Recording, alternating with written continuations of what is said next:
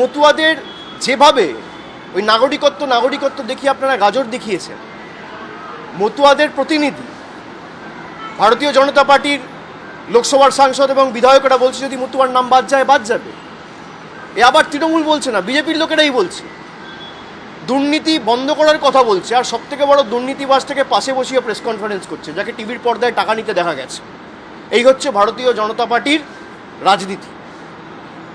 যারা বাংলাকে অপমানিত করেছে, উনি গুয়াহাটি থেকে বাংলায় এসছে কালকে ফ্লাইটে। আসামের মুখ্যমন্ত্রীর নাম হচ্ছে হিমন্ত বিশ্ব শর্মা। তিনি 2 মাস আগে বলেছেন যদি কেউ বাংলায় কথা বলে তাকে ধরে ডিটেনশন ক্যাম্পে নিয়ে যাও, জেলে ঢোকাও। আপনি হিমন্ত বিশ্ব শর্মার বিরুদ্ধে কী ব্যবস্থা নিয়েছেন?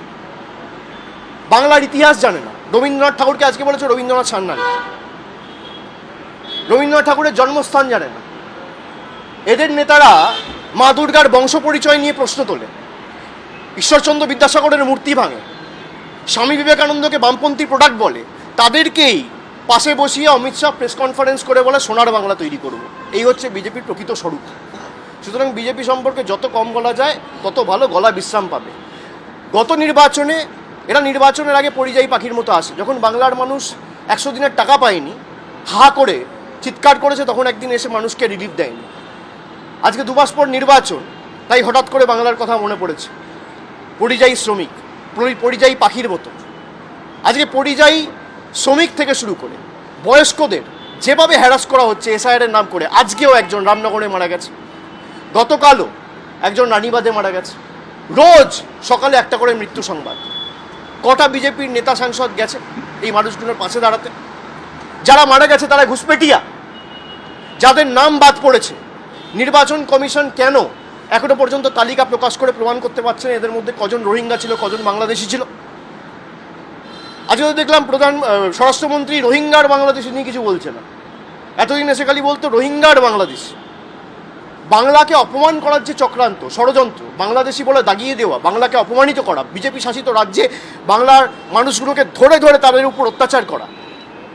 2 দিন আগেও আপনারা দেখেছেন দক্ষিণ দিনাজপুরে 2 জন যুবক আমার সাথে দেখা করতে এসছে। একজনের নাম অসিত সরকার, একজনের নাম গৌতম বর্মন। একজনের বাড়ি তপনে আর একজনের বাড়ি কুমারগঞ্জে। সে ছেলেটা এসে আমাকে বলছে, দাদা আমি বিজেপির বুথ সভাপতি। আপনারা শুনুন, এটা ইন্টারেস্টিং। বলছে আমি বিজেপির বুথের সভাপতি, আমাদের লোকসভা সাংসদের নাম সুকান্ত মজুমদার। আমি বম্বেতে চাকরি করছি আজকে প্রায় 20 বছর। আমাকে মহারাষ্ট্রের পুলিশ ধরে নিয়ে থানায় ঢোকালো। আমি আমার বাড়িতে ফোন করে বউকে বললাম সুকান্ত দাস সাথে গিয়ে কথা বললাম। আমার বউ গিয়ে হাউমাউ করে কেঁদেছে, একটা ফোন করেনি পর্যন্ত।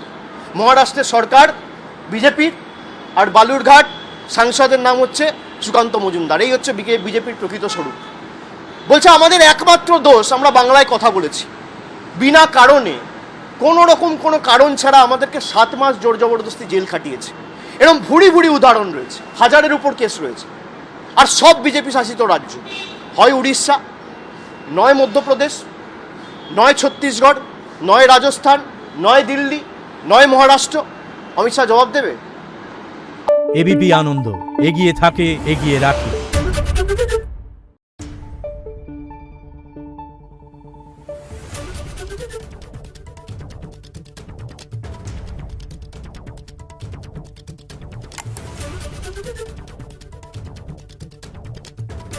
Thank you.